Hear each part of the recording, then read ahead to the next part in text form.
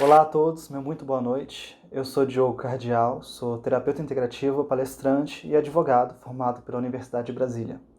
É com muita satisfação e alegria que eu aceito o convite para conversar com vocês sobre a juventude e os desafios do jovem nessa crise, no contexto de crise. Em especial, quero trazer o tema das drogas. Isso porque as drogas, ela com certeza está dentro do escopo de disputa da juventude, da potencial que é ser jovem, entre os vários projetos de sociedade, projetos e possibilidades que a sociedade tem a oferecer ao jovem. Antes de mais nada, então eu acho que é muito interessante a gente falar um pouco sobre o que é a juventude, o que é ser jovem. Eu acredito que ser jovem é não perder o futuro, não perder a perspectiva de futuro. Muitas vezes a gente tenta dividir os jovens por faixa etárias, às vezes a gente tenta dividir por estados de compreensão da vida, como se alguém que tivesse às vezes 10, 15 anos a mais na existência terrena fosse mais experiente, né? Mas eu acho que isso às vezes é um engano. Eu acredito que o jovem é aquele que tem por natureza uma inquietação, uma vontade sem igual de mudar o mundo, mudar a realidade, de ser diferente. Nesse aspecto, tem muitas pessoas que deixam de ser jovens quando fazem 18 anos. Já outros, como por exemplo Oscar Niemeyer, com seus cento e poucos anos, continuava projetando, continuava tendo perspectivas de transformação da realidade. E esse, com certeza, morreu com seus 100 anos, muito jovem.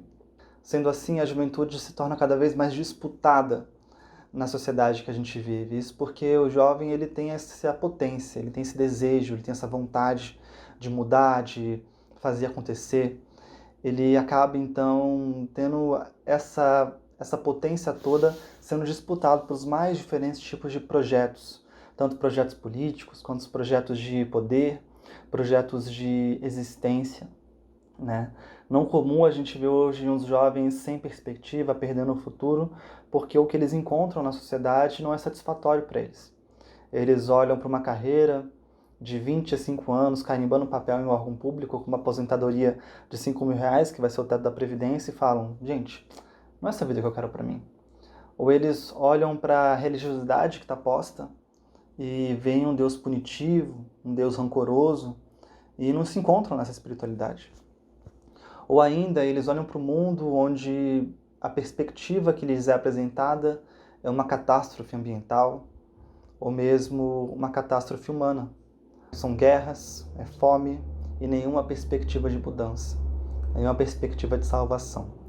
É nesse contexto que nós vemos as igrejas, partidos políticos, ONGs, todas essas iniciativas da sociedade civil organizada tentando capturar essa potência da juventude para os seus próprios projetos. Alguns bem intencionados, outros nem tanto. E o jovem ele sempre fica nessa, vamos dizer assim, desesperança, né, pela dúvida. A dúvida ela é tamanha que chega até a causar paralisação. É por isso que as drogas elas muitas vezes aparecem como alternativa. A história da droga ela é a história da humanidade. A gente tem desde a Rota da Seda, o comércio de entorpecentes, a gente tem o álcool sendo utilizado inclusive em contextos religiosos antiquíssimos, ou mesmo em oráculos, né, como era o caso do oráculo de Delfos na Grécia, utilizavam alguma substância entorpecente. Ela não é um problema em si. O problema da droga na juventude é que ela é oferecida como um escape à realidade ou às vezes como uma contravenção à realidade. Se a realidade toda ela é tão deletéria, ela é tão ruim e a realidade que está colocada é contrária às drogas, faz sentido na cabeça de um jovem às vezes ser contraventor também recorrendo às drogas. Longe de trazer uma visão moralizadora, julgadora da questão das drogas, eu acho interessante a gente trazer um olhar de esclarecimento. Nessa perspectiva, eu quero falar de 3 aspectos. O primeiro deles é o aspecto da motivação que leva as pessoas a recorrerem a essas substâncias. O segundo aspecto são dos malefícios, das consequências. E o terceiro aspecto é o aspecto da solução, ou pelo menos apontar um rumo para que a pessoa nesse caminho individual ela possa trilhar, possa escolher, possa tentar se libertar caso ela escolha. No primeiro aspecto, o aspecto da motivação, é interessante a gente notar que a questão das drogas não é só um aspecto, então, da juventude etária, e sim ela está relacionada à desesperança da humanidade. Segundo a Fundação Oswaldo Cruz, a Fiocruz, em 2015, cerca de 9,5% dos jovens de 18 a 24 anos já tinham experimentado alguma droga ilícita. E entre as pessoas de 12 a 64 anos, esse número é cerca de 7,7%. A gente vê também que a droga mais consumida é a maconha, em segundo lugar é a cocaína. Então eu gostaria de centrar essa análise mais na maconha, por ser inclusive a droga ilícita tida como uma das mais leves e mais popularizada. A motivação do jovem, então, para o uso da droga, tanto o jovem em idade quanto o jovem em espírito, muitas vezes é a desesperança. É a desesperança e é a perda de futuro. Isso porque a gente é oferecido um ideal de felicidade no nosso mundo, é uma felicidade que é externa a gente. A gente se ilude achando que em algum momento a gente vai chegar num momento onde as circunstâncias externas vão nos fazer felizes. A gente fecha o olho e se imagina numa viagem na Europa, a gente se imagina com um carro novo, com uma mulher, um homem ideal ao nosso lado, com uma casa quitada, com a aposentadoria em mãos, e a gente acredita que aquilo ali vai trazer felicidade, vai trazer algum tipo de satisfação. A verdade é que quanto mais as pessoas têm acesso ao consumo inclusive de corpos dos outros, de prazeres, elas mais percebem que aquilo não as preenche, não as preenche a alma. E é aí que as drogas elas começam a aparecer como um alívio imediato, um alívio que não dura mais do que a própria tragada de um cigarro, seja ele de tabaco, seja ele de maconha. Seja esse cigarro, essa droga convertida às vezes em açúcar, que tem o mesmo processo metabólico de alguns opioides, como a cocaína, ou mesmo o ato de você colocar sal na comida, tentando sempre ter um impulso rumo à felicidade através de uma bengala sensorial. Acontece quando você atinge ela, você percebe que o alívio imediato ele se desfaz no ar. Aí então vem a compulsão. Você tenta e tenta e tenta repetidas vezes transformar aquele alívio que é imediato em um alívio que é constante. Porém, a gente se esquece muitas vezes que a vocação da alma humana, dessa centelha de luz, dessa tecnologia mental que é a alma, é servir. E quando a gente se afasta desse propósito de fazer o outro de fato livre, liberto, consciente, nenhum desses outros alívios ele pode se tornar constante. Ele sempre é um alívio imediato.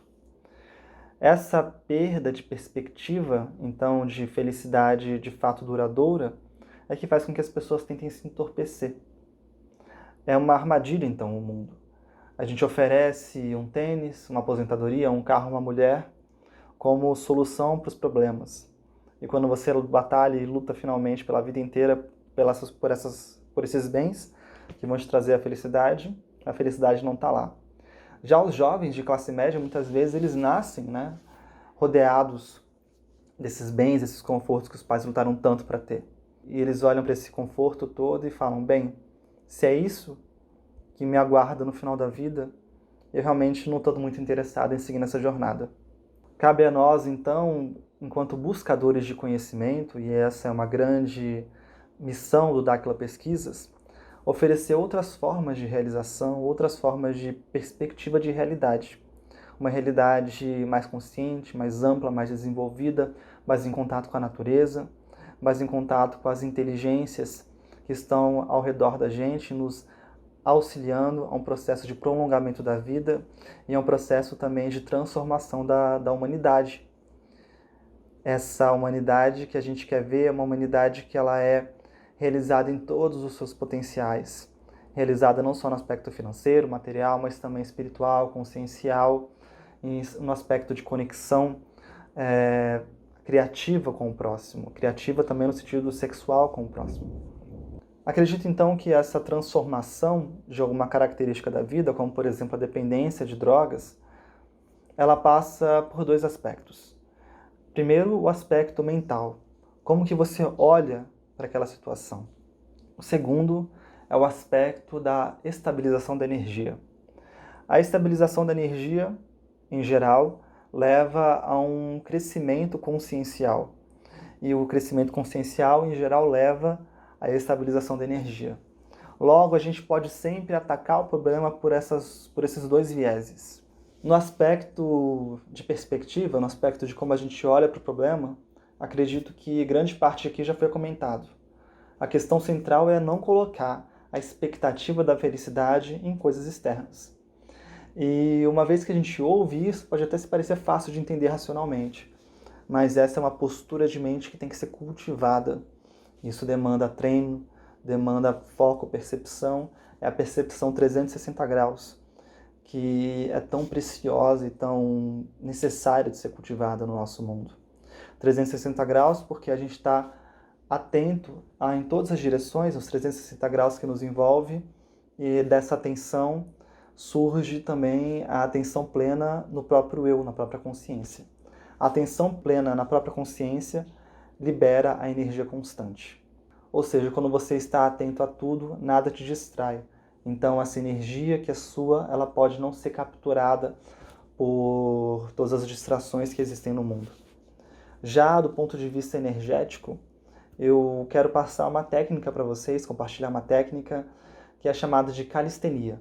A calistenia consiste na movimentação energética por todos os centros de força, de forma a fazer com que o campo biomagnético ele se torne mais estruturado, ele se recomponha do processo do uso das substâncias entorpecentes. Ele também serve para a recomposição do campo biomagnético que sofre alguma alteração devido a algum trauma emocional, algum desequilíbrio emocional do dia a dia. É um exercício, então, multifuncional, ele tem funções diversas, não só em termos de proteção energética, mas também de geração e manutenção de frequências benéficas para o campo. Então, nós vamos ficar menos suscetíveis a tecnologias nefastas, como a tecnologia 5G, o próprio Starlink, ou mesmo as tecnologias HAARP. Isso faz com que a gente tenha um campo mais protegido. Nesse sentido, vamos à técnica. Bem, inicialmente você pode fazer a técnica tanto sentado quanto deitado. Deitado é um pouco, às vezes, mais dificultoso porque algumas pessoas sentem sono durante a técnica, mas com certeza vale a pena o esforço. Antes de começar a técnica, vamos se lembrar que a energia é dócil ao pensamento. Então, basta imaginar uma luz branca e brilhante no topo da cabeça. Essa energia vai descendo, percorrendo o centro da cabeça, chegando até o pescoço e descendo no interior do tórax, em direção aos pés, passando por todas as estruturas do corpo. Quando ela chega aos pés, ela também se concentra na planta dos pés.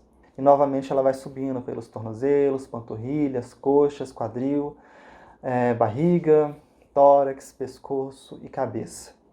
Você vai fazendo com a sua mente essa movimentação de energia de forma lenta, intensa e contínua. Você vai perceber que essa energia vai começar a andar para o seu corpo de forma autônoma ao pensamento. O ideal é que isso aconteça da forma mais rápida possível, porém sem perder o foco no caminho que a energia está percorrendo.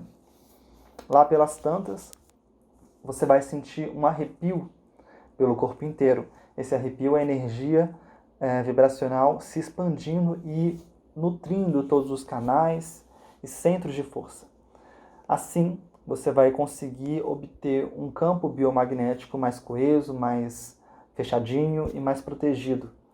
E dessa forma, você vai ficar livre dessas influências das tecnologias negativas que existem pelo mundo, as frequências, de rádio e demais outras frequências eletromagnéticas. Também vai ficar protegido da incidência de outras pessoas ou objetos que tenham uma energia que não é muito bacana para a gente. Isso ajuda a controlar os impulsos.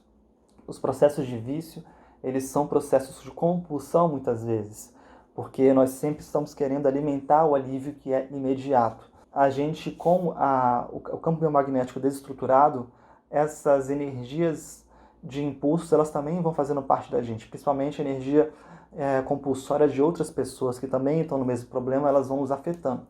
Logo, a calistenia ela serve também para que a gente possa ter uma proteção nesse sentido de outras pessoas. De forma empírica, através de nossas pesquisas, nós percebemos que o uso da maconha ela acarreta em duas consequências principais. Primeiro, existe o problema da expansão desordenada do campo biomagnético. A sensação de quem utiliza a maconha é uma sensação de muitas vezes de conexão, de sensibilidade aflorada. Isso porque de fato o campo biomagnético ele está expandido. Dessa forma, o parapsiquismo ele consegue ser ampliado no sentido de percepção mais aflorada. Porém, com essa percepção mais aflorada, você tem uma percepção desordenada. Então, de nada adianta você ter uma expansão do campo desordenado no sentido de que ele começa a apresentar deformações. Essa deformação do campo magnético ela abre brechas, abre caminhos para que energias de tecnologias nefastas como os Starlinks, a tecnologia 5G ou a própria tecnologia HAARP, ela entre em contato com a nossa estrutura energética. Dessa forma, o uso da maconha ou outras substâncias, ela acaba gerando um desequilíbrio que vai para além dos próprios efeitos negativos da substância, e sim um desequilíbrio que nos torna suscetíveis ao mundo externo, ao mundo energético externo, eletromagnético que circula todos nós. É como se a gente retirasse a pele do corpo e entrasse numa banheira de sal. Com certeza não vai fazer bem. A gente consegue perceber esse efeito da maconha sobre o campo biomagnético através do estudo das fotografias Kirlian. Essa ruptura do campo biomagnético, buracos, deformidades do campo biomagnético, ela também pode ser observada quando a pessoa tem oscilações emocionais muito drásticas ou passa por traumas emocionais. É por isso que muitos usuários de drogas eles apresentam casos crônicos de depressão. Essa depressão, obviamente, também está relacionada com a perda da própria juventude, a perda da própria perspectiva de futuro, mas, com certeza, o uso das drogas ele agrava esse processo crônico de depressão. Bem, dessa forma, a calistenia é extremamente útil para nos proteger tanto de problemas relacionados ao próprio vício compulsivo, quanto à estabilidade emocional, além de nos deixar menos suscetíveis às tecnologias nefastas como Starlink, 5G e HAARP. Eu espero que vocês utilizem a técnica, que sigamos juntos nessas pesquisas e que a gente consiga se libertar de todos os impulsos, não só das drogas, mas também do açúcar, também da necessidade de estar conectado a coisas e frequências que não nos fazem bem emocionalmente, e também de estar sempre tentando cuidar da vida alheia, não é mesmo? A gente consiga se libertar daquilo que não leva a gente a lugar nenhum. E conseguir, de fato, não perder a perspectiva de futuro. Ter o futuro sempre em frente, sempre em mente. E, enfim, de fato, buscar uma realidade, uma felicidade que não seja tão impermanente, que não seja tão imediata. E sim construir um mundo melhor sempre e para sempre. Essa foi minha contribuição. Compartilhe esse conteúdo com os jovens que você conhece, com as pessoas que você acha que podem se beneficiar com essa informação. Espero que vocês fiquem na paz, vibração, e a gente se vê sempre.